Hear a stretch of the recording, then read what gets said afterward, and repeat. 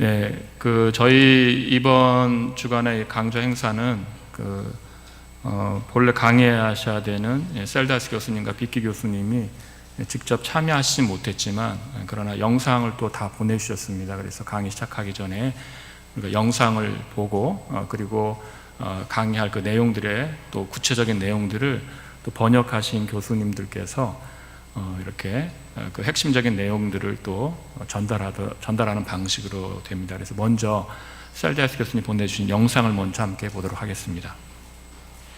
Dear brothers and sisters, greetings from the Netherlands. I'm happy to be part of this conference, and I'm very happy that we are blessed with this beautiful cooperation between Haptong Theological Seminary and the Theological University in Apeldoorn. And I hope this conference will be another step in our mutual research in Puritan tradition, in our service to the Church and the bringing of the gospel. I'm also thankful for the cooperation between our two institutions and Puritan Reformed Theological Seminary, and I expect a lot from our common research in Puritan history and theology.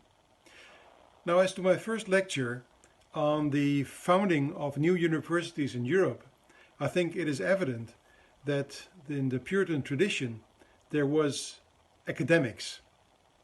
Puritanism is not a way of life in which people withdraw from research, from books, from writing books, from teaching, from academia.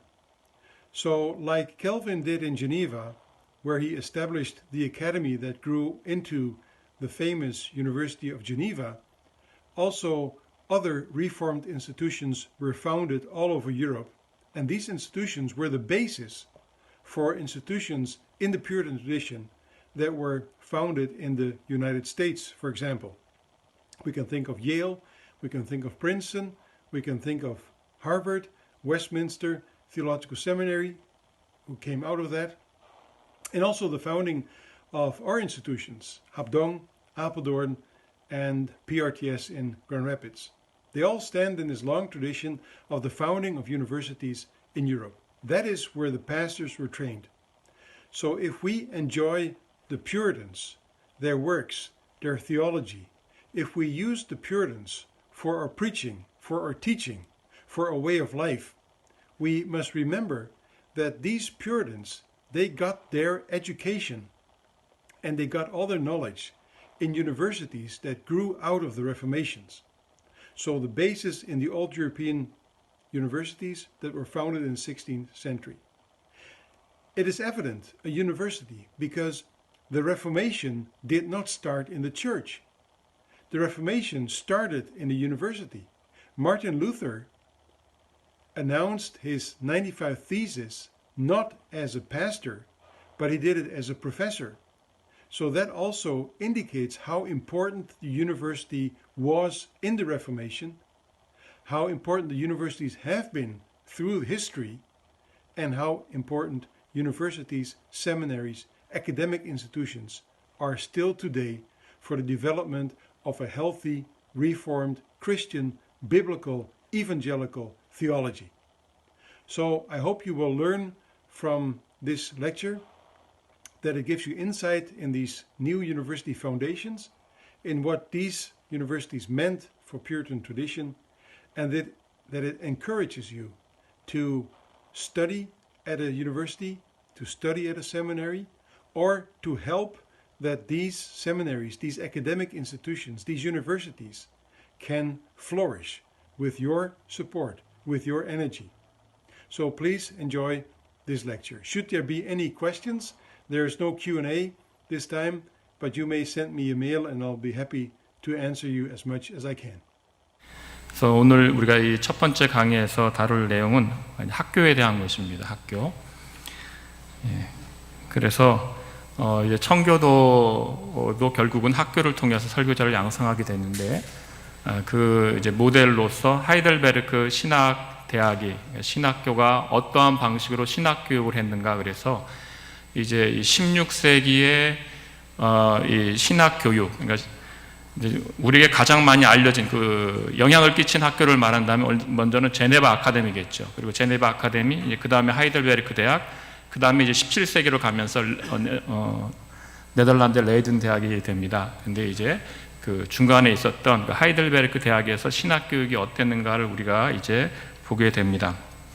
그래서 제가 어떻게 이 강의를 여러분께 소개하면 좋을까 한 것은 이제 저희가 뭐 타임머신을 타고 16세기 후반으로 저희가 이제 가신다 이렇게 생각을 합니다. 그래서 16세기에서의 신학교육은 어땠을까? 그러니까 신학 대학에서 어떤 방식으로 신학교육을 받게 되었을까를 여러분이 확인하시게 될 겁니다. 신약은 어떻게 했고 구약은 어떻게 됐고 히브리어는 어떤 방식으로 가르쳤을까? 어떻게 생활했을까? 그 내용들을 보도록 합니다. 먼저 서론을 한번 쭉 제가 대독하여 읽겠습니다. 청교도 연구에서 영어를 사용하는 지역과 독일어와 네덜란드를 사용하는 지역 간의 상호작용이 얼마나 중요했는지가 점점 더 많이 밝혀지고 있습니다. 그래서 독일과 네덜란드의 신학 발전과 신학 교육의 의미가 청교도의 발전과 확산을 위해 더욱 더 중요해집니다. 가장 중요한 예는 하이델베르크 대학교입니다. 이 대학은 1386년에 설립되었으므로 유럽에서 가장 오래된 대학에 속합니다. 독일에서는 첫 번째 대학이라고 합니다. 16세기에 이 대학은 가장 영향력 있는 칼빈주의 중심지로 발전했으며 독일의 제네바로 불리며 유명해졌습니다. 1563년 하이델베르크 요리문답서가 이곳에서 나왔습니다. 여기에서 오늘날까지 세계적으로 개혁주의 신학에 영향을 주지만 이름은 잘 알려지지 않은 신학자들이 훈련을 받았습니다. 이남규 교수는 그의 논문을 통해서 잘 알려지지 않았던 신학자들, 즉 게오르구스, 소니우스, 헤르만 레네헤루스, 야콥 키메돈키우스, 다니엘 토사누스가 개혁주의 예정론의 발전과 확산에 얼마나 중요했는지를 보여주었습니다. 이제 제 이름을 이렇게 언급해 주셨습니다. 좀 쑥스럽더라고요, 보는데. 하이델베르크에서 청교도에 깊은 영향을 준 신학자들도 교육을 받았습니다. 여기에서 학술적 신학과 실천적 설교자 교육 간의 융합 모델이 되는 프로그램이 발전했습니다. 그래서 여러분 이제 보시게 되면 그 생활 교육도 여기서 얼마나 철저했는가를 우리가 알게 됩니다. 1573년 청교도 토마스 카트라이트는 제네바를 떠나야만 했을 때 하이델베르크로 갔습니다. 또 하이델베르크에서 네덜란드 신학자 페트루스 다테누스, 프란시스쿠스 고마루스, 요하네스 보거만, 여러분 요하네스 보거만은 이제 도르트 총회 당시에 의장을 했던 분이고요. 또 요하네스 마코비우스가 공부했는데 이들 모두 청교도 신학과 실천에 중요한 의미가 있습니다. 하이델베르크 신학자들의 작품이 영국 청교도에 의해 사용되었고 여러 작품이 번역되었습니다.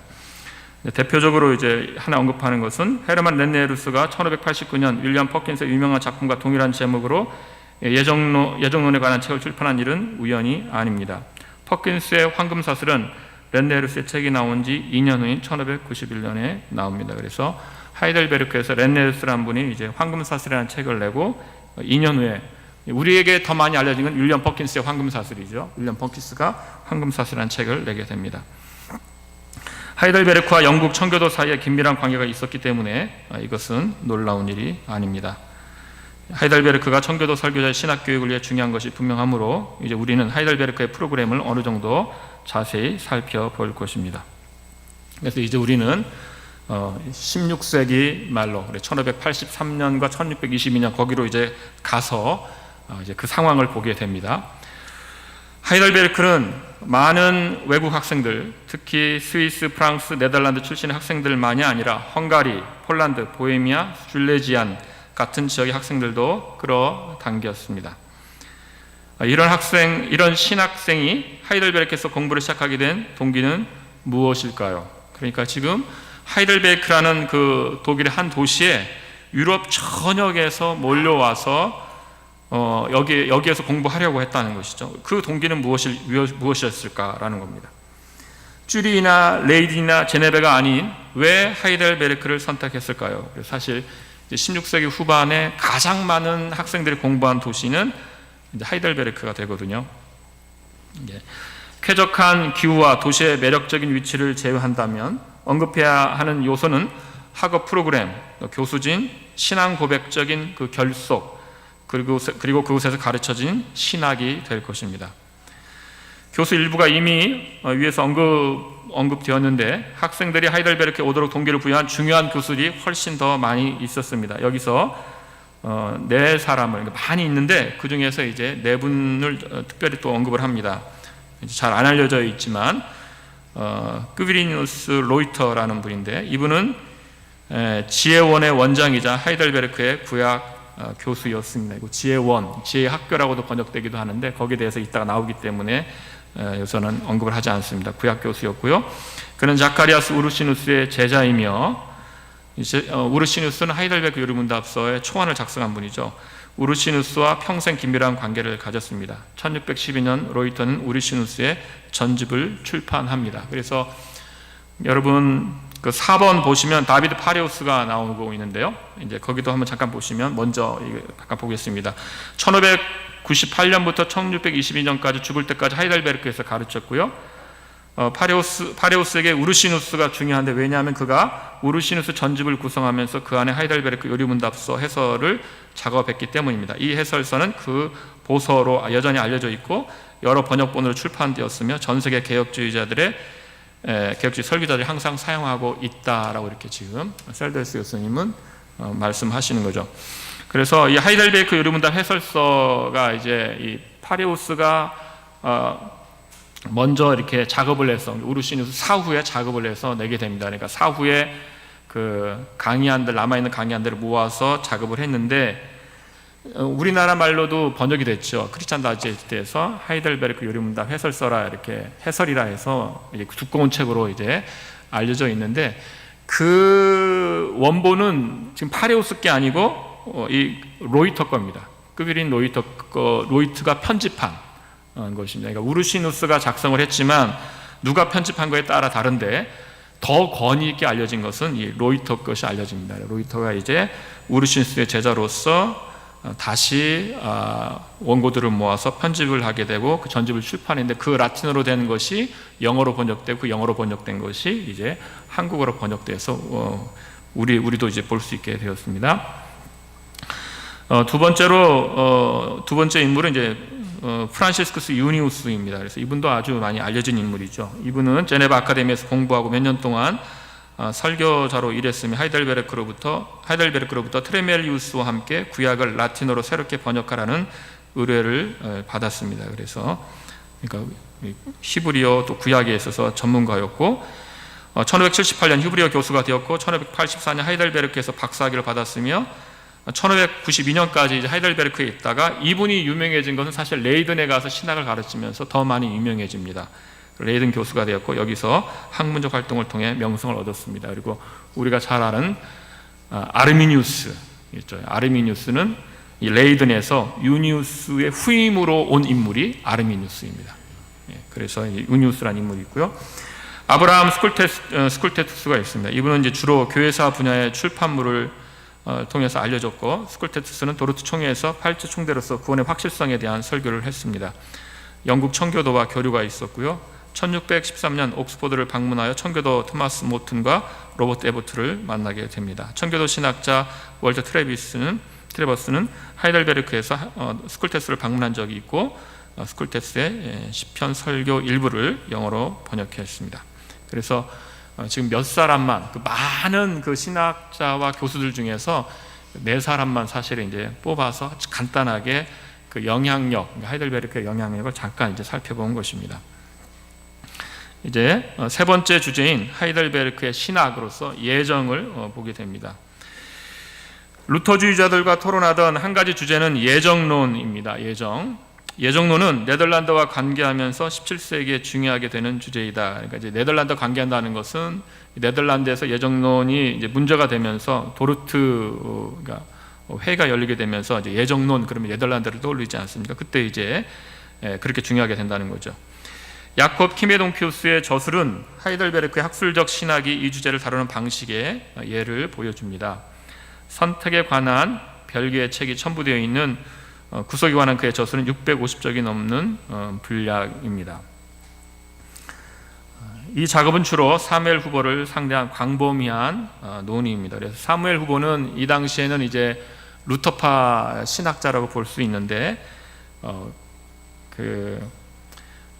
루터파에서 이제 이 개혁 신학자들을 이제 비난하면서, 특별히 사무엘 후보가 비난하면서 이 예정에 대한 주제를 다루게 됩니다. 루터파 측에서 개혁주의자들이 그리스도가 모든 사람을 위해서 죽으셨다는 것을 부인한다, 이렇게 하면서 이제 비난합니다. 근데 이때 당시에는, 그러니까 그리스도가 모든 사람을 위해서 죽으셨다는 것을 부인한다, 개혁주의 신학자들이 부인한다, 하이델베르크 신학자들이 그리스도가 모든 사람을 위해서 죽으셨다는 부인한다, 이렇게 하면서 이제 비난을 합니다. 그래서 키메돈키우스는 이 비난에 오히려 반대한다 하면서 이 책을 쓴다, 이렇게 말합니다.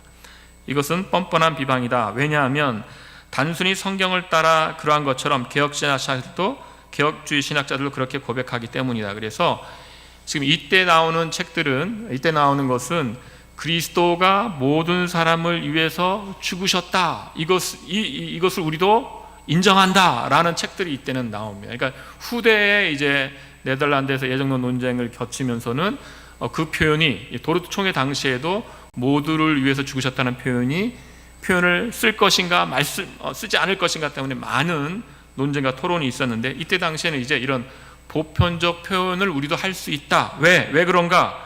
성경이 그 표현을 하고 있기 때문이다. 그래서 모두를 위한 죽음, 세상을 위하신 예수 그리스도, 이제 이 표현이 어떻게 사용되는가, 이 표현을 우리도 쓸 수 있다, 이것을 이제 말하고 있습니다. 그러나 이 표현은 이것은 한 사람도 예 없이 믿음이 있든지 없든지 의롭게 되고 보존된다는 의미는 아닙니다. 키메돈키우스가 의미하는 바는 작품 안에서 더 나아가면 알 수 있는데, 그리스도의 피가 모든 사람에게 충분하지만 모든 사람이 이 피의 열매에 참여하는 것은 아니라고 말한 토마스 아퀴나에 찬성하면서 인용할 때입니다. 그래서 보편적 표현이 가능하다고 해서 지금 한 사람도 빼놓지 않은 모든 사람을 위해서, 그 효과를 위해서 예수 그리스도 죽으셨느냐, 그건 아니다. 그래서 모두라는 의미와 그 세상의 의미가 무엇인지를 이제 성경 전체에서 바라보는 그 해석을 소개하고 있습니다. 키메돈키우스는 하나님이 인간을 부르시는 세 가지 소명을 구별합니다. 먼저 본성에서 나오는 보편적 소명, 그리고 복음에서 모든 사람에게 다가가는 특별한 소명, 그리고 세 번째 소명은 선택받은 자들을 부르는 소명입니다. 키메돈키우스는 아구스티누스를 인용하면서 이 소명을 강조합니다. 키메돈키우스는 후보를 반대하는 논증을 위해서 구약과 신약의 본문 외에도 우선 교부들과 루터의 작품들을 인용합니다.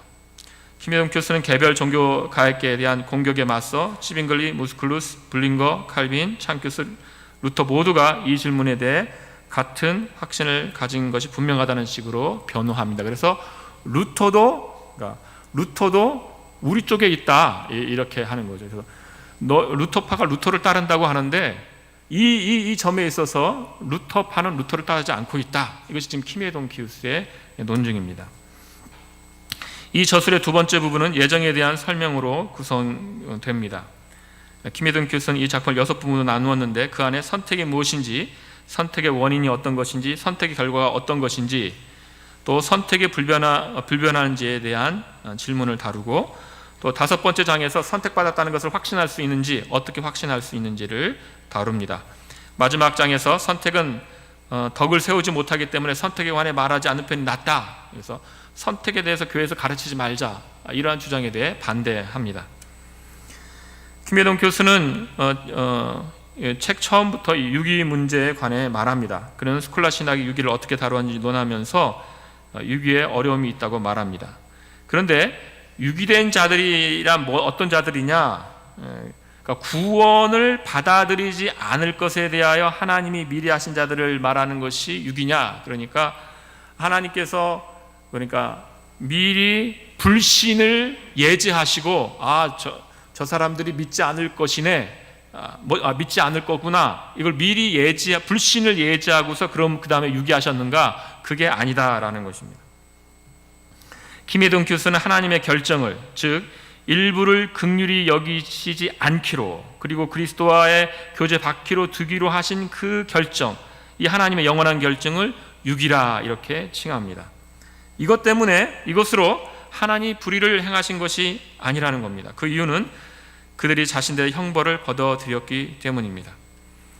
이것이 키메동키우스로 스콜라 학자들이 완전히 배제되었다는 것을 의미하지는 않습니다. 그의 책 나머지 부분에서 선택에 대한 개혁주의 관점을 옹호하기 위해서 또 스콜라 학자들이 반복해서 인용됩니다. 하나님의 선택의 원인과 열매를 논할 때 에라스무스와 루터 사이에 있던 논쟁을 여러 번 언급을 합니다. 그래서 이제 루터가 썼던 노예 의지론을 키메동키우스가 이때 재판을 하게 됩니다. 그래서 노예 의지론은 정말 알려지지 않은 책이 되는데, 왜냐하면 루터파는 그 책을 감추려고 합니다. 노예 의지론을 보게 되면 하나님의 선택을 루터가 분명히 말했다는 것이 너무나 분명하기 때문에 이 책을 언급하기 꺼려 하는데, 키메동키우스가 이 논쟁 때문에 루터의 노예 의지론을 오히려 이제 각주를 달아서 루터의 노예 의지론을 그대로 보면서 키메동키우스 옆에다가 이제 키메동키우스가 줄을 달면서 이 책을 출판하게 됩니다. 이 책은 키메동키우스의 처음으로 신학생을 위한 책이 됩니다. 그 전까지는 이렇게 루터의 작품 중에서 가려져 있던 책인데, 이제 이때부터 해서 루터의 노예 의지론은 이제 세상에 더 많이 이제 알려지는 책이 됩니다. 그 의도는 무엇이었는가? 그 의도는 개혁주의자들이 루터의 선에 어떻게 머물렀는지, 또 루터주의자들이 그 선에서 얼마나 많이 벗어났는지를 보여주는 것이었습니다. 그래서 이제 하이델베르크는 그러니까 그 지역적 배경이 독일 아닙니까? 독일에 있는 개혁주의 도시거든요. 그러니까 주변은 다 지금 루터주의 도시인 거죠. 루터파 도시 내에서 하이델베르크는 이제 개혁파를 따르는데, 그러니까 주변에 있던 루터주의자들이 너희들은 우리 독일의 스승인 루터를 버렸다, 루터에서 벗어났다 이렇게 말하는데, 이제 키메동키우스 이 책을 내면서 누가 정말 루터가 말한 이 내용을 지켰냐, 이렇게 지금 말하고 있는 것이죠. 선택의 확신에 대한 질문을 다루면서 키메동키우스는 트리엔트 공의의 교리선을 언급합니다. 교황의 교리에 따르면 아무도 자신이 선택되었다는 것을 확신할 수가 없습니다. 그래서 선택에 대해 확신한다, 구원에 대해 확신한다, 그러면 이제 그는 선택과 구원에 확신하는 자는 저주를 받을지어다. 그건 건전한 신앙이 아닌 것, 이것이 로마 교회인 것이죠. 왜 그런가 하면 구원을 위한 자신의 기여가 충분한지에 대해 전혀 거기에 대해 확신하면 안 되기 때문입니다. 나의 공로가 천국에 들어가기에 충분하다라고 확신하면 안 되기 때문에 이 구원에 대한 확신을 가지면 안 되는 것이죠. 물론 성경에서 이러한 의심에 대해 발견되는 것은 없습니다. 반대로 선택의 원인이 오직 하나님의 은혜에 놓여 있기 때문에 확신이 있는 것이죠. 내 공로 때문에 확신하는 것이 아니라 하나님의 은혜 때문에 확신하는 것이죠. 키메동키우스는 죄를 지적함으로써 양심을 의심으로 나르는 자들에 맞서 상세하게 반대합니다. 그래서 죄를 지적하면서 의심하게 하는 자들, 여기에 대해 반대합니다. 선택은 하나님의 것이기 때문에 의심이 있을 수 없다라는 것이 이제 키메동키우스의 말입니다. 그런 다음 키메동키우스는 이제 확신을 어떻게 소유하는지에 대한 질문을 다룹니다. 세 가지 방법으로 분명해진다고 답합니다. 첫째, 믿음과 성화 안에 있는 선택의 결과를 통해서 내가 믿는구나. 왜 믿을까? 그러면 하나님이 선택하셨기 때문에 이렇게 갈 수밖에 없는 거죠. 둘째는 약속을 바라봄을 통해서, 셋째는 성령으로 인침을 통해서 우리는 이 확신을 갖는다는 것입니다. 이 모든 것 때문에 선택에 관해 말해야만 한다는 것입니다. 이렇게 해서 사람은 하나님을 더 잘 깨닫고, 이 선택만큼 하나님의 은혜를 더 말해주는 게 없기 때문에 하나님을 더 잘 아는 것이죠. 하나님은 더 영광 받으시고, 다 하나님의 은혜니까 하나님은 더 영광 받으시는 것이죠. 또 어려움에 처한 이들에게 위로와 확신을 주고 하나님을 향한 사랑을 커지게 하며 하나님을 더 많이 섬기도록 신자를 격려합니다. 그래서 이렇게 선택에 대해 선택 교리가 갖는 적용점들을 이렇게 말하고 있는 것이죠. 마지막 챕터에서는 키메동키우스는 이제 선택에 관해서 단순히 말해야 되고 사려 깊게 말해야 된다, 이것을 언급을 합니다. 그래서 호기심을 키우는 방식으로 선택을 언급하는 것은 그래 절제해야 된다라는 것이고, 그런데 또 선택을 말하면 선택에 대한 확신을 말하면, 또 선택을 말하면 방종하게 되는 거 아니냐, 또 이런 방식으로 말하는 것도 선택 받았으니까 아무렇게나 살아도 된다, 이렇게 말해서는 안 된다라는 것이죠. 말하는 방식에 있어서도 불쾌감을 유발하지 않도록 주의해야 한다, 이렇게 하면서 이 책을 마치고 있습니다. 그래서 이 구속과 이 선택에 관하여서 정말 700쪽 전후가 되는 정말 두꺼운 책이거든요. 저도 이제 그 책을 이제 이렇게 보았습니다. 그 옛날 책만 모아서 또 이렇게 대출해주는 그 도서관에서 이분의 책을 보았는데 정말 두껍습니다. 그래서 논의될 수 있는 거의 모든 논의를 이 책에서 다 다루었습니다. 그래서 이분이 하이델베르크에서 이렇게 가르쳤고, 이제 학생들은 당연히 이제 선택과 여정에 대해서 이런 방식으로 이제 하이델베르크에서 교육을 받은 것입니다.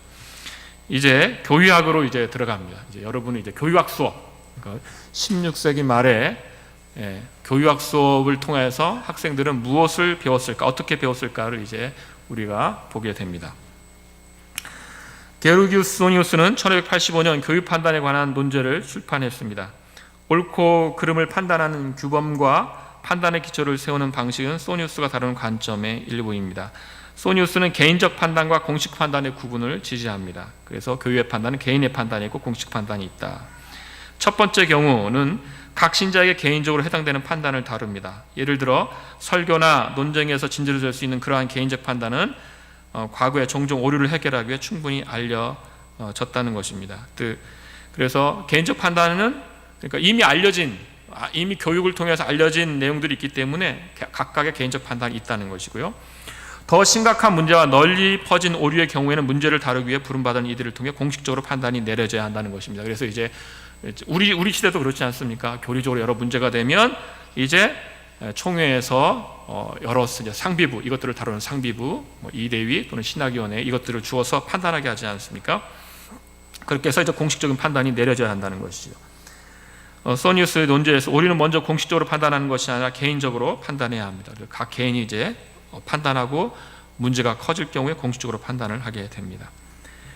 이 주제를 다루는 스콜라 형식에서 교회적 판단의 중간 목적과 최종 목적을 구분하기도 합니다. 중간 목적은 진리를 증진하는 것과 교회를 세우는 것이며, 최종 목적은 하나님의 영광이 됩니다.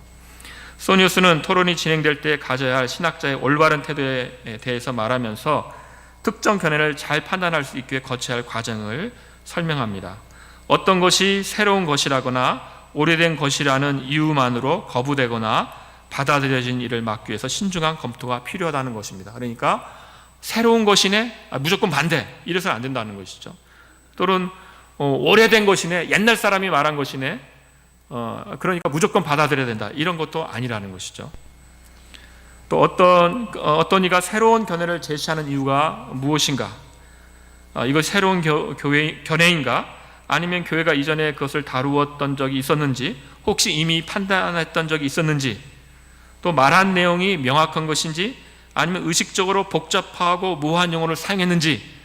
이제 요즘 신학자들이 이제 모호한 용어를 사용하면서 그 신앙 고백에서는 일치하는 것 같으나 그러나 실질 내용은 떠나 있는데, 그러니까 뭐 내용이 우리가 사용하는 부활도 사용하고 우리가 사용하는 뭐 개혁주의라는 단어도 사용할 수 있는 거죠. 그러나 모호한 용어이면서 실질적인 내용은 떠날 수도 있는 것이고, 또 새로운 생각을 제시하는 사람은 누구인가?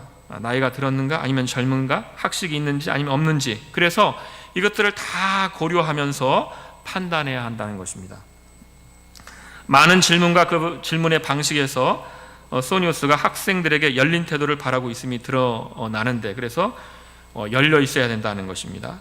새로운 생각에 열려 있으나 성경과 그리고 이전 교회 신앙 고백서에 묶여 있기를 바란다는 것이죠. 그래서 이게 16세기에 이제 이렇게 자리에 앉아서 교육학 수업을 들었던 학생들은 새로운 견해들을 소개받으면서 이들이 이것들을 어떻게 판단해야 되는지 알았던 것이죠. 그래서 우리는 성경과 신앙 고백서에 이렇게 매이는 방식으로 있으면서, 그러나 새로운 생각에 열린 방식으로 이것들을 우리가 어떻게 다뤄야 되는지 이런 식으로 그 교유학 시간에 수업을 받았다는 것입니다. 이제 언어입니다. 언어인데 이제 이 언어에서는 특별히 히브리어를 다루고 있습니다. 히브리어. 하이델베르크 교육 과정에서 히브리어는 큰 주목을 받았습니다. 처음 몇 년 동안 유니우스가 이 언어를 가르치는 일에 책임을 졌습니다. 그러니까 유니우스가 나중에는 이런 신학의 아주 깊은 내용, 교유학도 가르치고 다 가르치게 되는데요. 유니우스는 임마누엘 트레멜리우스와 함께 만든 구약성경 라틴어 번역으로 이미 유명해졌습니다. 여러분이 트레멜리우스라니, 임마누엘 트레멜리우스, 이분이 참 특이한 인물입니다. 그러니까 이분은 유대인입니다. 그러니까 유대인으로서 교육을 받고 성인이 되었어요. 유대인으로. 그러면서 이제 예수님을 소개받게 됩니다. 그러면서 그가 어디로 옮겨가냐면 로마 카톨릭으로 옮겨갑니다. 로마 카톨릭에서 또 있다가 그때가 막 이제 종교개혁이 일어난 때거든요. 그러니까 이분이 또 어디로 가는가 하면 개신교. 처음에는 루터주의 방식 개신교를 만납니다. 그리고 바로 어디로 가냐면 개혁주의 신앙으로 옮겨갑니다. 그러니까 이때 유대인으로 성인이 되어서 개혁주의로 옮겨간 인물이죠. 그래서 1563년에 하이델베르크 요리문답서가 작성되었을 때 바로 히브리어로 하이델베르크 요리문답서가 번역이 됩니다. 그 히브리어로 번역하신 분이 이 트레멜리우스입니다. 그러니까 이 당시에 이 언어의 실력이 어땠는가를 우리가 알 수 있는 거죠. 1588년 하이델베르크에서 유니우스는 신약 성경에 인용된 구약 본문을 서로 비교하는 대조 성경을 출판했습니다. 이 책은 널리 배포되었고 여러 번 재인쇄되었습니다. 1590년 유니우스는 히브리어 문법책의 개정판을 출판했습니다. 초판은 1578년 노이슈타트에서 출판되었지만 개정판은 초판에 비해 크게 개선되고 확장되었습니다. 개정판은 거의 270쪽이고 같은 종류의 책 중에서 상당히 방대한 축에 속합니다. 이 작품은 요나스의 두 번째 장을 가지고 어떻게 본문을 단어별로 문자별로 분석해야 하는지 그 예를 제공하는 일종의 연습으로 끝납니다. 그래서 히브리어를 이 당시에 이렇게 교육받았구나. 히브리어 문법 가르치고 마지막은 이제 직접 본문을 이렇게 분석하면서 보여줍니다. 그리고 이제 그 이후에 이제 렌네헤루스라는 분이 이제 히브리어를 또 오랫동안 하이델베르크 대학에서 가르치게 됩니다. 렌네헤루스가 이제 히브리어의 이 지식의 중요성을 한 강연에서 설명을 하는데 히브리어가 얼마나 오래되었고 가치 있으며 쉬운지 그리고 물론 성경을 위해서 이 언어를 아는 것이 얼마나 필요한지를 보여줍니다. 1594년 히브리어 교수직을 시작할 때 렌네르스의 이 취임 강연인데요. 렌네르스에 따르면 진리가 이 언어로 쓰였으니 이 언어를 모르고는 진리를 이해할 수 없다라는 것입니다. 히브리어에 대한 지식이 없으면 이단과 오류로부터 자신을 방어하는 일이 거의 불가능한 것도 맞습니다. 또 렌네르스는 히브리어 단어와 사물의 본질 사이에 서로 관계가 있다는 주장을 제기합니다. 성령님은 이 언어로 본질적인 것을 전달하기로 하셨다는 겁니다. 즉 이 말은 진리와 실제의 본질이 이 언어로 싸매어 있으므로 진리에 나아가고자 하는 사람은 이 언어를 알아야 한다는 것을 의미합니다. 히브리어 단어에서 실제는 거울보다 훨씬 더 명확하게 보일 수 있다는 겁니다. 히브리어를 알면 히브리어를 알아야 하나님의 말씀, 진리를 이해할 수 있다, 본질을 이해할 수 있다는 것이죠. 렌네르스는 히브리어만큼 순수하고 아름다운 언어는 없다고 다시 한번 언급한 후 계속해서 이 언어의 거룩함을 강조합니다. 이 거룩함은 하나님이 이 언어를 사용하셨다는 사실에 기인합니다. 그 결과 모든 언어가 사라질 때도 히브리어가 남아있게 된다는 겁니다. 그러니까 이 당시에 가졌던 히브리어 언어관입니다. 그러니까 아마 여기에 대해서는 다 우리가 받지 못할 부분도 있지 않을까, 좀 토론이 부분도 있지 않을까 저는 생각을 합니다. 그러니까 이분이 말았다고 해서 우리가 이걸 다 받아야 한다 이렇게 생각하지는 않습니다. 히브리어는 영혼까지 존재하며 이것은 렌네르스의 관점의 결과인데 새 땅에서 말해질 것이다, 이런 관점을 갖고 있었어요. 이 땅에 있는 사람들을 위해 이 언어를 알아야 할 필요성으로 돌아가서, 그러니까 이제 그런 얘기고 지금 이제 이 언어의 필요성입니다. 히브리어를 아는 사람이 설명하지 않으면 번역에서는 이해할 수 없는 단어와 개념의 예를 보여줍니다. 그래서 구약은 히브리어에 대한 지식 없이는 이해할 수 없고, 이것은 또한 신약을 이해할 수 없음을 의미합니다. 그러니까 히브리어를 모르면 구약을 모르고, 그럼 구약을 모르니까 신약도 이해할 수 없다, 이렇게 말하는 것이죠. 실제로 하이델베르크 대학은, 그러니까 제3교수, 제2교수, 제1교수라고 할 때 제3교수가 교의학 교수입니다. 교의학 교수. 그러니까 교의학 교수, 제2교수는 구약 교수, 그리고 이제 제1교수가 신약 교수입니다. 그러니까 교의를 알고 그다음에 구약을 충분히 알 때 신약을 아는 것이죠. 그러니까 당연히 히브리어를 모르면 신약을 모른다, 이런 이제 의식을 갖고 있었던 것입니다. 히브리어 지식 없이 헬라어 신약 성경에서 얼마나 많은 문장과 개념을 이해할 수 없는가. 그래서 구약과 히브리어를 모르고 신약 성경을 이해할 수 없다라는 겁니다. 그러므로 결론의 마지막은 설교자가 되거나 다른 방식으로 신학과 관련한 일을 하기를 원하는 사람은 누구나 히브리어를 알아야만 한다는 것입니다. 레네루스는 히브리어가 정말 어려운가에 대해 질문을 이제 주목을 하는데요. 플라톤은 아름다운 것은 어렵다고 말했지만 히브리어에 관한 한 레네루스는 유감스럽게도 플라톤의 견해를 옳지 않다고 말할 것이다는 겁니다. 히브리어는 인간이 타락하기 전의 언어이기 때문에 전혀 어렵지 않으며, 잘 알려졌듯이 어려움은 타락 후에 처음 들어온 것이다. 지금 이게 렌네로스의 관점입니다. 타락 이후 시대의 언어는 어렵지만 히브리어는 그렇지 않다. 그러나 렌네루스가 계속해서 헬라어와 라틴어의 문법을 히브리어 문법과 비교하여 히브리어의 장점과 편의성을 증명하기 때문에 이 주장에 대한 다른 증거를 제공할 필요가 분명하다. 그래서 셀데스 교수님도 다른 증거를 좀 더 있어야 된다, 이렇게 말하고 있는 거죠. 이것을 위해 전체 강연의 4분의 1 이상인 7적 넘게 사용했다. 그러니까 이제 히브리어의 그 언어의 특성에 대해서 이렇게 설명을 하고 쉽다, 이렇게 말하고 있는 것이죠.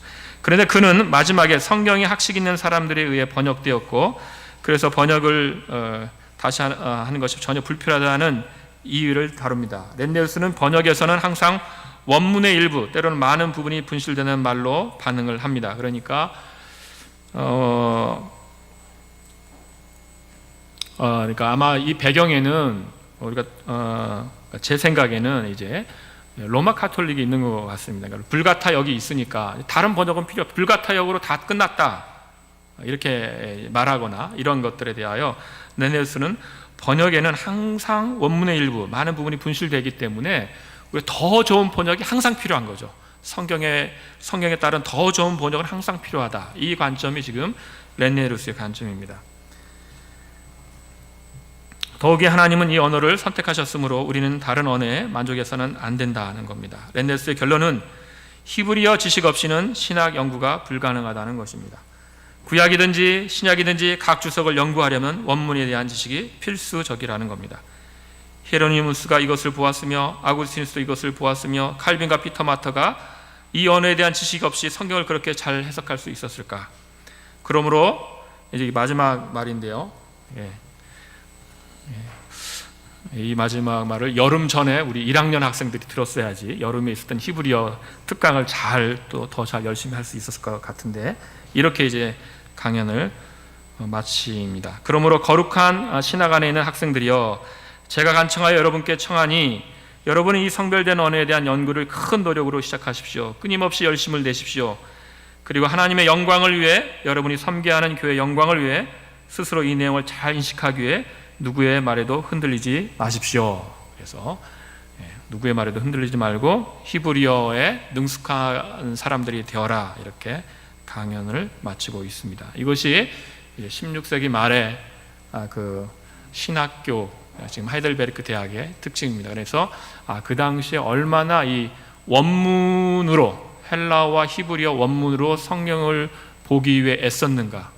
이걸 모르고서는 우리는 하나님의 말씀을 온전히 이해할 수 없다. 이 의식으로 원문에 대한 관심이 아주 많았다는 것을 우리가 알 수 있죠. 다음은 신약입니다. 이제 우리는 히브리어 수업 끝나고 신약 수업을 들으러 가보는 겁니다. 토사노스에 의하면 성경은 신약이 구약에 대한 보충일 뿐이다라고 제시하지만 신약은 하이델베르크에서 많은 주목을 받았습니다. 그리니우스는 마태복음 10장까지에 대한 주석을 700쪽 가깝게 출판합니다. 그러니까 마태복음 10장까지 700쪽이니까 얼마나 그 본문을 자세히 분석하고 주석했는가 알 수가 있죠. 마태와 마가에 관한 스쿨테스의 책은 두 복음서에 있는 특정 용어의 배경과 신학에 관한 것입니다. 여기서 그는 주석들에 있는 옛 번역과 새 번역을 사용하고 비교를 통해 단어나 표현의 참된 의미를 얻으려고 합니다. 하이델베르크에서 발견되는 성경주의 방식의 좋은 예는 다니엘 토사누스가 출판한 복음서 조화입니다. 토사누스는 사복음서에 관한 이 저술의 도입에서 복음서의 조화를 이루고자 할 때 지켜야 할 23가지 규칙의 목록을 제시합니다.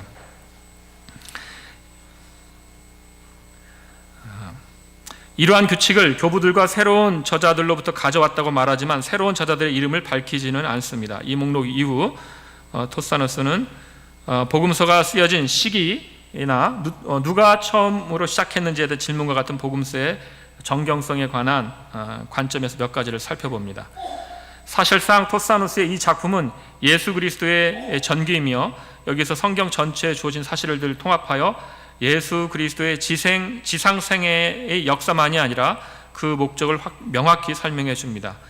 토사누스는 예수의 생애가 처음부터 부활의 예표 안에 있었음이 분명해지도록 예수의 전기를 다시 보여줍니다.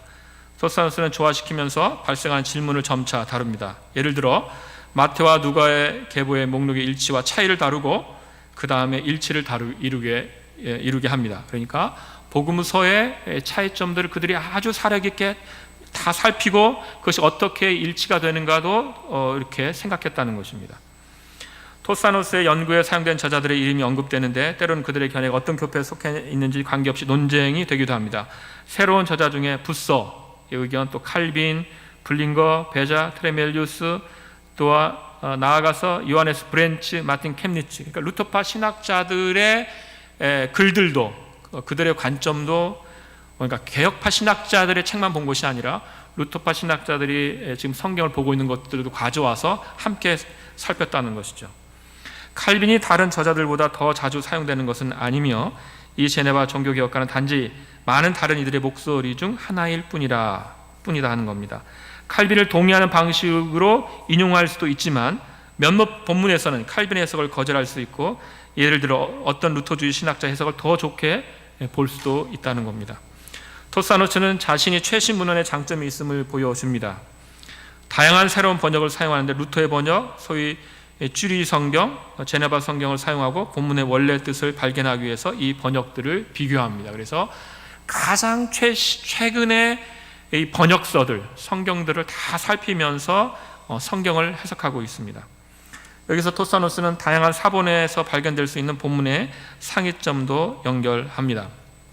그래서 사실 이제 이 토사누스의 이 책에 굉장히 많은 분량이 사실 이 사본에 대한 설명입니다. 당시에 토사누스가 만난, 지금 토사누스 모르겠습니다. 그 책상에 있었는지 도서관에 있었는지 모르지만 많은 사본들을 다 이렇게 분석을 하면서 시작하는 것이 굉장히 인상적이거든요. 그래서 그것들 다 살펴본다는 것입니다. 클레 루보의 베르나르, 페트루스, 롬바르두스, 토마스 아퀴나스 동의하면서 인용하기도 합니다.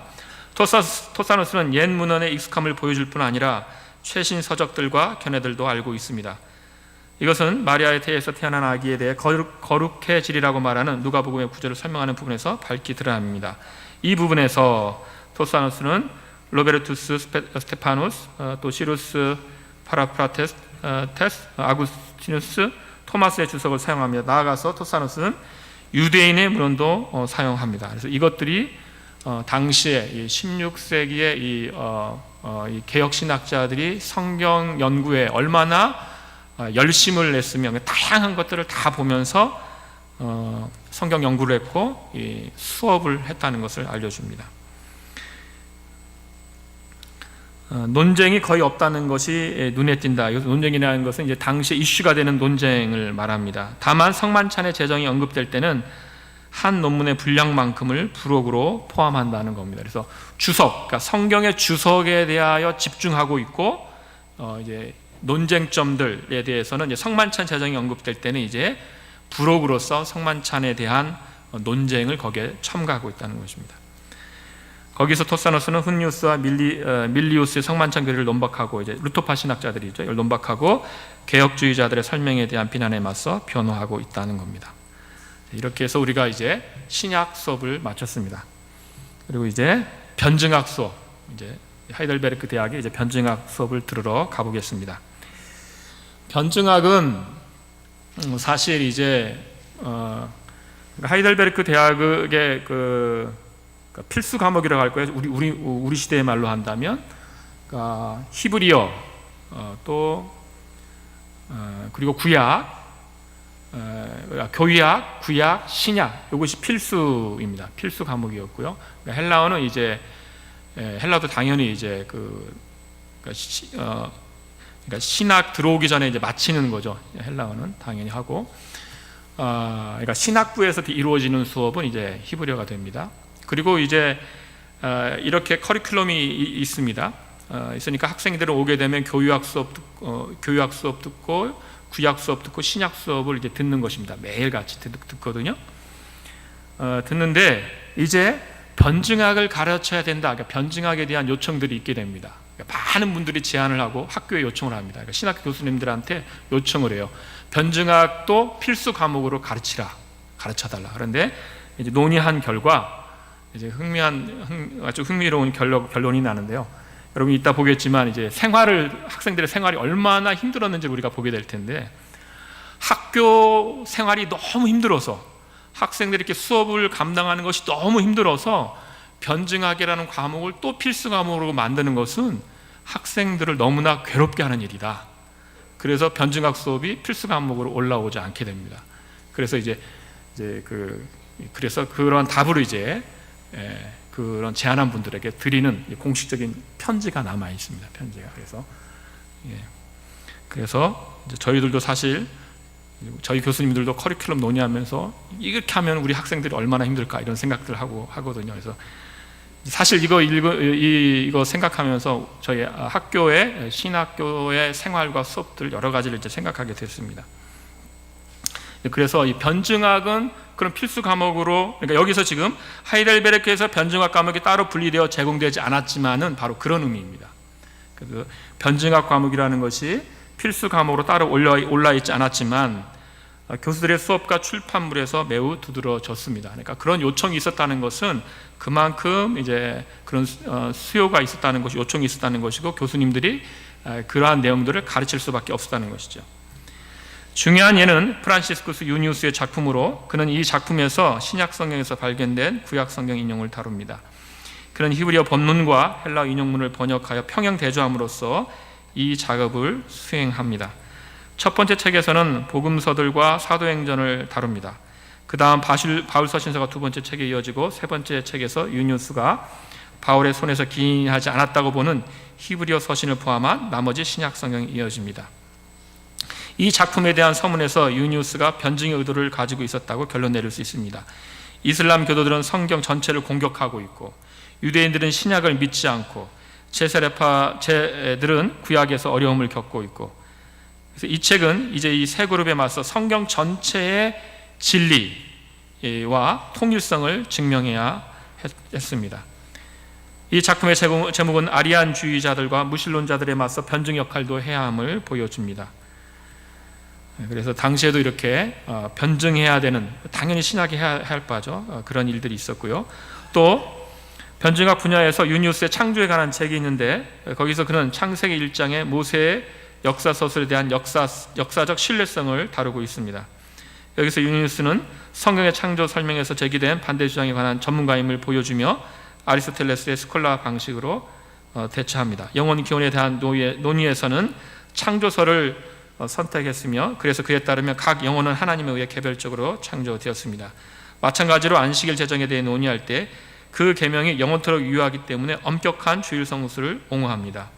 물론 지켜야 하는 날은 그리스도의 부활과 함께 토요일에서 일요일로, 그러니까 주일로 변경이 되었습니다.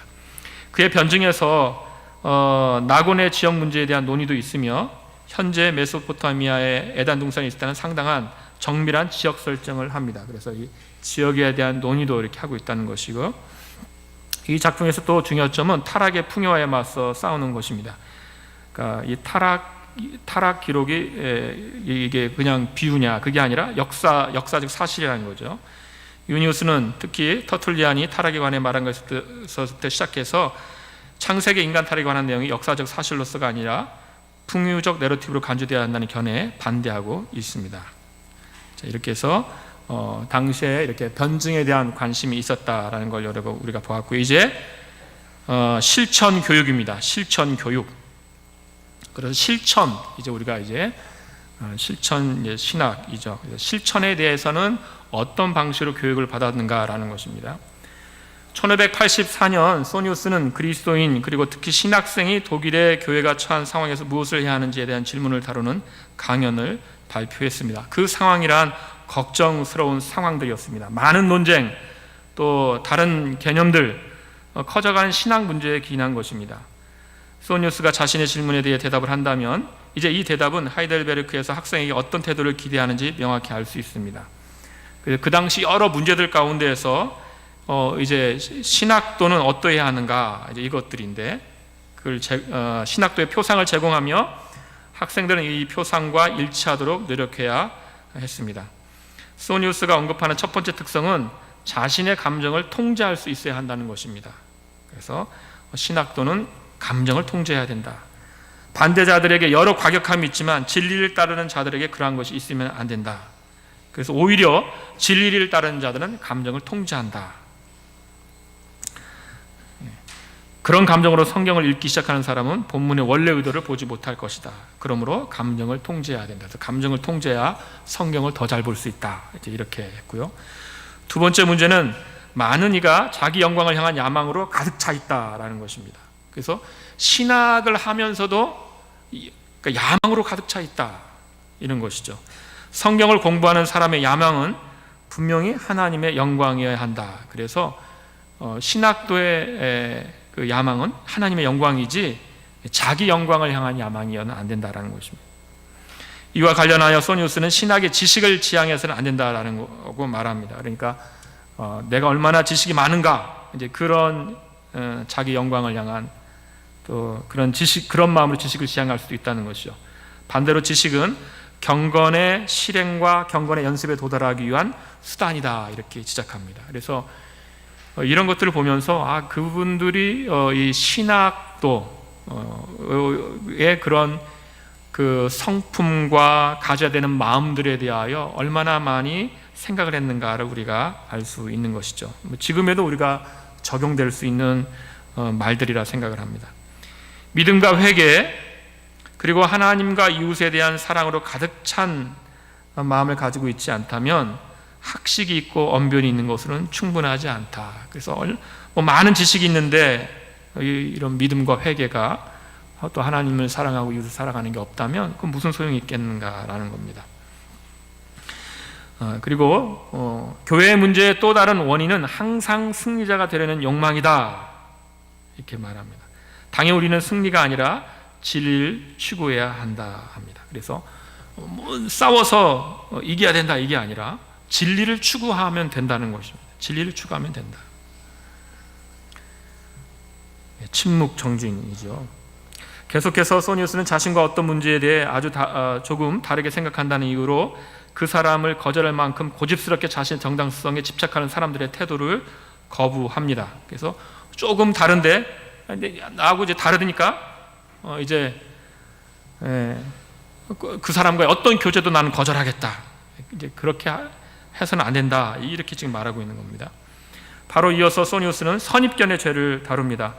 많은 이들은 다른 사람이 말하는 것이 혹시 참된 교리와 일치하는지 한 번만이라도 살필 최소한의 열린 마음도 가지고 있지 않다는 것이죠. 소니우스에 따르면 선입견은 어느 때인가 어떤 특정인의 말한 것에 완전히 마음을 뺏겨버려서 발생한다는 겁니다. 그래서 한순간 딱 선입견이 설정되면 저 사람은 나쁜 사람, 저 사람은 좋은 사람, 저 사람은 나쁜 사람이니까 들을 거 하나도 없다, 저 사람은 좋은 사람이니까 100% 진리다, 이렇게 받는다는 것이죠. 하나의 예로 오리게네스에 대한 사랑을 예로 듭니다. 그들의 사랑은 오르게네스가 성경에 맞지 않는 사실을 말했다는 것을 깨닫지 못하는 사랑이다. 사실 이 오르게네스 초대교회 신학자가 틀린 거, 성경에 어긋나는 걸 많이 말했는데 초대교회 교부를 하는 사실 때문에 그것이 다 진리인가? 그래서 안 된다는 것이죠. 이런 잘못은 원래 모든 사람에게 해당되는데, 왜냐하면 성경에 따르면 모든 사람이 오류에 빠질 수 있기 때문입니다. 따라서 소니우스는 자유롭게 판단하기 위해서 선입견과 낡은 의견을 옆으로 치울 것을 신학생들에게 외칩니다. 더욱이 신학도는 싸움과 반대를 두려워할 필요가 없다라고 말합니다. 왜냐? 이것들은 복음 선포의 일부이기 때문입니다. 그래서 복음 선포하고 욕 먹으면 된다라는 것이죠. 그리스도를 모범으로 아는 일에만 최선을 다할 뿐이다. 왜냐하면 그리스도는 우리를 위해 수치, 가난, 추방, 심지어 죽음까지도 견디셨기 때문이다. 소니우스는 진리 연구에 대한 선한 열심을 방해하는 장애물을 언급하는데, 탐욕, 어떤 것을 설명하려는 욕구, 이게 이제 저에게도 많이 와닿았는데, 뭐 한 가지 있으면 막 설명하려는 욕구, 이것들도 장애물이구나. 이것들도 장애물이구나. 또 태만, 그리고 돋보이려는 열심, 돋보이려는 열심. 이거 사실 지금만이 아니라 신학도가 갖는 이런 사실 공통된 장애물이다, 이렇게 생각을 해봅니다. 이 모든 것을 방지하기 위해서 학생들은 기도하고 공부해야 한다는 것입니다. 이 공부란 성경 연구로 구성되어 있으며 성경 지식으로 새로운 견해를 검토하고 판단할 수 있게 합니다. 소니우스는 여기서 토론할 주제에 대해서 주제에 대한 심사숙고에 관해 말하는데, 소니우스는 몇몇 사람에게 발견되는 태도, 곧 항상 말해지는 내용과 다르게 말하기만 한다면 그 모든 것은 분명히 좋다, 그런 태도를 피하려고 합니다. 마찬가지로 새로운 것이라면 모든 것은 당연히 잘못되었다, 그런 태도도 피하고 싶어 합니다. 그러니까 새로운 것은 무조건 좋다거나 새로운 것은 무조건 잘못되었다, 이거 둘 다, 이런 두 자세 다 잘못되었다는 것이요. 오직 하나의 자세만 있는데, 오직 하나의 재판관이 있으니 그것은 하나님의 말씀이다. 이것이 지금 토론하려는 주제에 대한 심사숙고라는 것이죠. 정함 신학 강좌인데 계시 의존 사색인 거죠. 계시 의존 사색.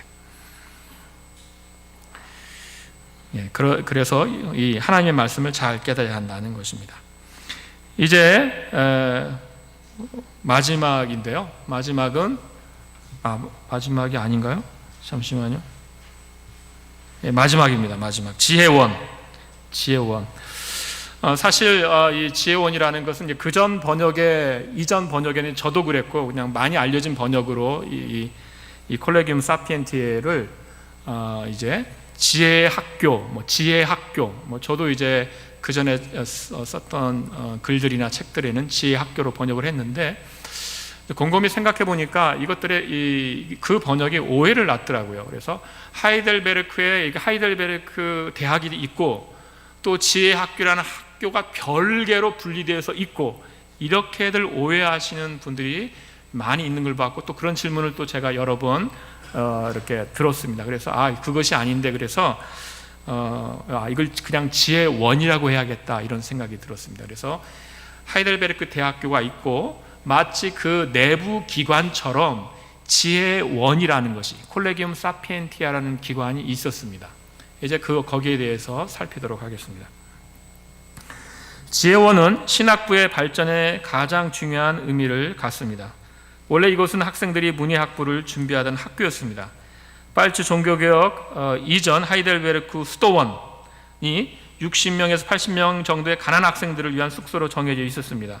3명의 교사가 이제 이 모임의 리더로 임명되었고, 이들은 건물에 거주하며, 여기에 거주하면서 가난한 학생들이 이 숙소에 거주하면서 수업도 같이 받을 수가 있었습니다. 관련 문서 한 부분에서 지혜의 집이라 불리는 모임 또는 이제 학원이라고 언급하는데, 여기에서부터 콜레기움 사피엔티에, 그래서 지혜원이라는 이름이 나왔습니다. 프리디 3세의 결정에 따라서 1561년부터 미래의 설교자들을 가르치는 데 사용되었습니다. 그래서 이곳은 이제 미래의 설교자를 위한 숙소로 제공되는 것이죠. 그러니까 지금 우리 합동신학 대학원과 가장 비슷한 곳은 어디겠습니까? 생활관입니다. 생활관. 이 기관은 교회 치리회의 권위 아래 있게 되었습니다. 따라서 이 학교는 또한 교회적 성격을 갖습니다. 교회 치리회가 선제와 아래 있음에도 말입니다. 학생들은 이 건물에 거주하며 수업을 받을 수 있었습니다. 여기에 필요한 비용 대부분은 학생의 고향 교회가 부담했습니다. 그러니까 사실 이제 신학생들은 그러니까 오게 되면 지혜원이라는 그 숙소에 머무는 겁니다. 숙소에 머물면서 이제 대학에 가서 신학 수업을 받는 것이죠. 그리고 숙소에 머물면 비용이 필요하지 않습니까? 그럼 그 비용은 누가 부담하느냐? 이 학생을 보낸 고향 교회가 부담하는 것이죠. 다른 기숙사의 경우와 마찬가지로 수업의 일부는 지혜원에서, 일부는 대학에서 진행되었습니다. 근데 중요한 과목들, 아까 말씀드린 필수 과목들, 신약, 구약, 교약은 다 이 대학에서 진행이 됩니다. 따라서 지혜원은 실제로는 대학 내에 있는 양성소였습니다. 이 양성소의 장점은 미래의 설교자들의 인격 발달과 학업 진보에 대한 집중적인 살핌이 있었다는 점입니다. 대학과의 연계는 학생들이 대학 수준의 수업을 받을 수 있었다는 점, 그리고 같은 대학에 있던 의학, 법학, 철학 등의 다른 학부의 학생들과 교제할 수 있었다는 점에서 장점이 있었습니다. 에포루스라는 그런 지한 원장이 있는데 하이델베르크 신학 교수가 이 원장이 되는 방식이었습니다. 첫 번째 에포루스는 직무를 불과 몇 달 유지했던 카스파르 올레비아누스였고요. 그 다음 자카리아스 우르시누스가 뒤를 이어서 지원을 16년 동안 이끌었습니다. 에포로스 외에도 2명의 교수가 그 건물에 머물렀고 지혜원의 자리를 얻으려는 관심이 많았습니다. 그러니까 서로 지혜원에 들어가서 지혜원에 머물면서 이제 신학 공부를 하기를 원했던 거죠. 요청하는 수가 공간이 수용할 수 있는 수보다 훨씬 많았습니다. 1622년까지 해마다 60명에서 90명 사이. 처음에는 도시에서 음식과 숙박을 위한 비용을 치를 수 없는 학생만 받아들여졌고 후에는 유료로 받아들여졌습니다. 그러니까 이 숙박과 음식을 치를 수 없는 그 학생이 처음엔 있었고 바로 이제 유료로 받아들여졌는데 그 비용은 누가 지불하는가? 학생이 지불하는 것이 아니라 이제 이 학생을 보낸 이제 이 신학 수업을 받으라고 이제 여러 도시들에서 여러 그 국교에 있는 여러 나라들에서 이 학생을 보내면서 그 비용을 이제 이 학생을 위한 부담을 지불한 것이죠. 자, 에포루스와 그 다음 문단입니다. 에포루스와 다른 2명의 교사는 방에 있는 학생들을 아주 정기적으로 방문하여 학업 진행에 관해 이야기하고 개인적 생활과 학문적 생활에 관한 조언을 했습니다. 그래서 학생들이 방에 돌아다니면서 이제 상담을 한 것이죠. 이 학생 수도 학교의 중요성을 보여줍니다. 그래서 여기에 얼마나 많은 학생이 머물렀는가? 굉장히 많은 학생 수가 머물렀다라는 것입니다. 1622년에 수십 년에 걸친 이 학교의 전성기가 끝난다. 그러니까 여러분이 아시지만 이제 30년 전쟁이죠. 그래서 이제 로마 가톨릭 쪽에서 하이델베르크를 점령을 하게 됩니다. 그러면서 여기는 그 학교는 끝나게 됩니다. 국제적인 칼빈주의 신학적 통일성을 위한 이 학교의 중요성은 여러 특성의 조합에서 비롯됩니다. 이러한 특징은 다음과 같습니다. 학교의 규모, 제공된 신학교육, 신앙고백적인 결속, 입소자의 다국적 구성, 학생들의 젊은 나이, 생활 훈련 및 교육 프로그램, 이런 모든 요소 전체가 다음과 같은 신학도의 특징을 새겨놨는데 그 특징이 뭐냐? 이들이 이제 학업을 마친 후 자기 고향으로 신학을 가지고 갔어요. 그리고 그 각 고향마다 그 다양성이 있는데 근데 그 학생은 통일성이 있는 거죠. 통일된 이런 신학 고백적 결속 안에서 그 교육을 받았기 때문에 이제 거기에 가서 그 고향이라는 그 지역의 그 다양성은 있으나 신학적 통일성을 갖게 되는 것이죠. 그런 설교자의 전형을 대표하는 특징을 갖게 된다는 것입니다. 한 아버지가 이렇게 이제 말하고 있는데요. 명성이는 이곳이 훈련 때문에 칭찬받는다. 많은 기회를 제공하고 계속 전진하도록 자극한다. 사람들은 틀림없이 밖에서 왁작지껄하고 많은 학생과 학자들과 교제를 즐길 수 있다. 그래서 이제 신학교에서 많은 이런 대화가 있고 교제가 있는 곳이다라는 것입니다. 하루 일정, 이제 이 하루 일정을 보실 텐데요. 하루 일정을 보면서 우리 학교의 우리 합신의 일정과 또 비교하면서도 볼 수 있겠다 싶습니다. 여러 이제 그 당시에 이런 편지들이 있거든요. 이제 그것들을 보면서 그 학교의 생활을 이제 구성한 것입니다. 5시에 이제 로빠서라는 분이 이제 시편송을 이렇게 개사를 했는데 그것을 부릅니다. 5시에 모이는 거죠. 그 전에 일어난다는 겁니다. 그러니까 지금 우리가 일어나는 시간보다 훨씬 일찍 일어납니다. 그러니까 여러분 불만을 갖지 마시기 바랍니다. 학생들은 구약 한 장을 시편을 부르고 구약 한 장을 읽고 하이델베르크 요리문답서에 기도를 하면서 시작합니다. 그러니까 하이델베르크 요리문답서의 마지막 보면 이제 주기도문 해설이 있거든요. 그러니까 그 주기도문 해설에 있는 그것을 가지고 기도를 하면서 하루를 시작합니다. 그리고 이제 6시까지 전날 강의 내용을 시험을 봅니다. 교사 2명이 있었다고 했지 않습니까? 그러니까 6시까지 이제 이렇게 이제 새벽 집회를 간략하게 하고 그 다음에 우리는 여기서 이제 새벽 기도하고 각각 개인 기도를 하는데 하이델베르크 대학은 뭘로 한 겁니까? 전날 들은 거 뭐 들었는지 잘 들었는지 체크하는 겁니다. 그리고 주일에는 이제 전날 강의가 없지 않습니까? 그럼 주일에는 뭐 했는가? 5시에서 6시까지 히브리어를 시험 봤습니다. 월요일에는 이제 아리스토텔레스의 오르가논, 그러니까 논리학이라고 할 수 있는 거죠. 그래서 이제 그것을 다루어졌고요. 그리고 매일 과목별로 순서대로 진행이 됐습니다. 6시부터 10시까지 대학에서 진행되는 강의에 참여합니다. 오전 10시에, 그러니까 6시부터 10시까지 아까 제가 말씀드린 이러한 필수 과목들이 되고요. 오전 10시에 하루의 첫 번째 식사, 우리는 아점이라고 부를 만한 것인데 아침과 점심을 한 번에 먹고요. 식사는 이제 한 명의 교사가 그 식사에 함께하게 있고 식사 전에 찬송하고 구약 한 장을 읽고 해석을 하고요. 식사 후에 신약 한 장을 순서에 따라 읽고 찬송하고 기도합니다. 수요일에는 식사 후에 학생 한 명이 신약의 한 본문으로 설교 연습을 합니다. 그러니까 우리 생활에 비슷한 점이 많이 있습니다. 그러니까 지금은 우리가 조금 다르지만 어쨌든 식사 전에 우리가 사실 체프를 하거든요. 그리고 이제 화요일에 그 새벽 예배는 이제 학생이 그 새벽 예배에 설교를 하게 합니다. 설교 연습을 하게 하거든요. 우리 학교도. 그러니까 그런 부분을 다 고려하고 있는 거죠. 조금 방식은 다르지만 식사 후 11시 30분에서 오후 5시까지 강의에 참석하고 이제 선택 과목이라 할 만한 것들이 이제 개설이 됐거든요. 그리고 공부하고 학생들을 위한 교수들의 개별 교육이 있게 됩니다.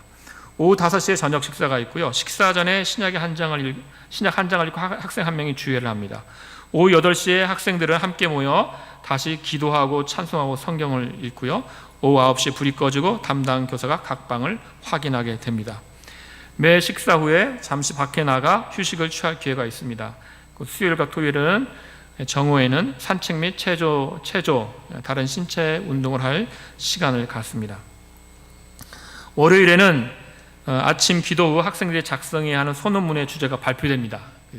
그 주에 작성해야 될 숙제가 발표되는 거, 그걸 연구해야 되는 거, 한 주간 동안 그걸 매주 해야 했습니다. 토요일에는 이 논문의 절반이 수집되었고 검토가 되었습니다. 토요일에는 강의 필기를 검토했고, 이제 그러니까 강의 필기를 내면 검사를 한 겁니다. 그래야 수업에 출석했는지 또 집중했는지 검사할 수 있었습니다. 학생들이 산문과 시를 작성함으로써 문법과 스타일의 연습에 많은 관심을 기울였고요. 한 달에 한 번 토요일 아침 7시에서 10시 사이에 모든 학생이 참석한 가운데 신학적 질문 하나를 놓고 이 디스프타치오라는 그러니까 공적 토론이라는 것을 합니다. 그래서 주로 당시에 이제 관심 있는 주제, 이슈가 되는 주제를 가지고 이제 생각해보는 시간을 가졌습니다. 주일 8시에서 9시까지 오전 예배 참석하고 오후 3시에서 4시까지 요리문답 설교에 참석을 합니다. 그리고 주일 설교 2편의 내용을 각각 식사 전에 필기와 구두로 검사했습니다. 그러니까 주일 아침 예배 참석하고 나서 밥 먹기 전에 설교 잘 들었는가 검사하고, 주일 오후 이제 설교 듣고 나서 저녁 먹기 전에 잘 들었는가 또 검사하는 겁니다. 진짜 너무 힘들겠죠. 네, 그래서 그 다음 이제 설교 교수님 이런 걸 쓰셔가지고 재밌었는데, 수요일 설교는 이러한 강압 없이 들을 수 있었다. 그래서 수요일에는 그런 체크가 없었다는 것이죠. 학생이 가족에게 보내는 편지에 수도원 생활 방식에 관해 말하는 것들이 놀랍지 않다라는 것입니다. 또 뭐 생활 여러 가지가 있습니다. 그 각 방이 있었고 겨울에는 학생들이 난방이 되는데 이제 큰 방 안에서 공부를 했고, 난방이 되는. 또 식사 시간은 식탁이 3개가 있었어요. 그래서 학생들이 큰 식탁에서 먹고, 또 교사와 손님들이 또 동문들이 와서 밥 먹는 그런 식탁이 있고. 예. 그렇고요. 예. 이 빡빡한, 그 다음 문단입니다. 이 빡빡한 프로그램의 학생들의 행동이 여기 일치했다는 것을 직접 의미하지는 않습니다. 그래서 이 빡빡했으니까 학생들이 빡빡한 프로그램에 잘 동의하면서 잘 따라주었는가? 그렇지 않다는 것입니다. 그래서 후대에 보면은 이제 여러분이 하이델베르크 가보시면 학생 감옥이라는 것도 만들어지거든요. 감옥. 그래서 이제 말 안 듣는 학생들도 가둬놓는 곳이 이제 있게 된 거 있습니다. 그러니까 예. 결론을 읽고 마치겠습니다. 16세기 말과 17세기 초 하이델베르크 대학은 제네바 대학과 라이든 대학과 함께 칼빈주의 가장 중요한 중심지에 속합니다. 하이델베르크 대학의 프로그램은 설교자에게 철저한 학문 훈련이 필요하다는 확신에서 학문과 신앙을 결합했습니다. 설교하고자 하는 사람은 언어를 알아야 하며 성경, 교육학, 변증학에 정통해야 했습니다. 또 설교자가 되려는 학생들은 학교에서 잘 인도받아야 했습니다. 이 프로그램은 청교도 설교자 교육의 모범이 됩니다. 하이델베르크에서 가르친 신학은 청교도에 깊은 영향을 미쳤습니다. 더 연구할 주제가 이제 많이 있고 이 강연이 그것을 격려하길 원한다. 이렇게 셀더스 교수님은 마치고 있습니다. 여기까지 마치도록 하겠습니다. 질문이 있으시면 메일을 보내시면 답을 잘 주실 것입니다. 여기까지 저는 하도록 하겠습니다. 감사합니다.